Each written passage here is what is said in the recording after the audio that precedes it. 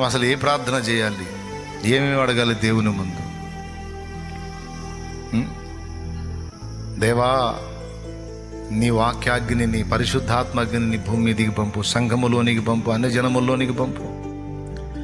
ఇంకా మారరేమయ్యా, సేవకులు మారరేమయ్యా, సేవకులు యహాలు గర్వాలు తగ్గవేమయ్యా, ఏక మనసు రాదేమయ్యా, విదిగి నలిగిన అనుభవాల్లోకి రారేమయ్యా, ఒకరినొకటి ఎంచుకునే పద్ధతి పోదేమయ్యా.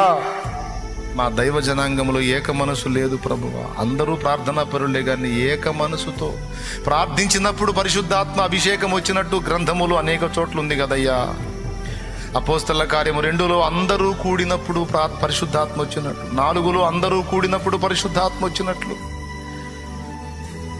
16లో పౌలు శీలలు కలిసి ప్రార్థించి స్తుతించినప్పుడు, కూడి ప్రార్థించినప్పుడు, ఏకమై ప్రార్థించినప్పుడు, ఏక మనసుతో ప్రార్థించినప్పుడు, ప్రతి చోట కూడా పరిశుద్ధాత్మ అభిషేకము దిగి వచ్చినట్టుంది కదయ్యా, శక్తి దిగి వచ్చినట్టుంది కదయ్యా.